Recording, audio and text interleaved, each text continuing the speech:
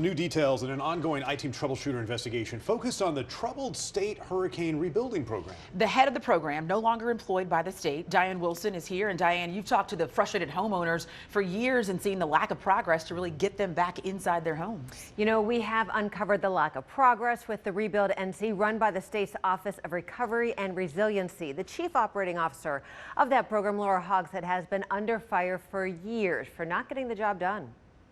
The critical part of construction was beginning. Laura Hogshead is no longer in charge of the state's Office of Recovery and Resiliency, which oversees rebuilding efforts following Hurricanes Florence and Matthew.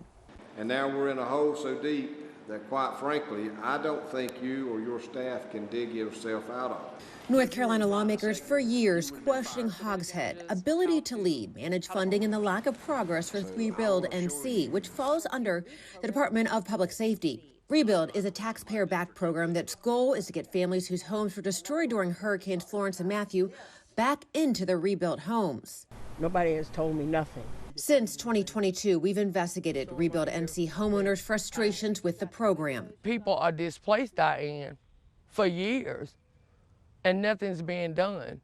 Homeowner after homeowner complained about the lack of work to their storm-damaged homes. Wasted taxpayers' money. And that's exactly what it is. There's no sense in what Rebuild's doing. Hogshead never backing down from the criticism. This is my job, and I want to be held accountable. I want to answer questions. This week, lawmakers critical of Hogshead once again during a hearing questioning how the program ran out of federal funding and is now requesting new state funding. Several lawmakers called on Hogshead to resign. As of Wednesday, the state confirmed Hogshead is no longer employed by the North Carolina Department of Public Safety.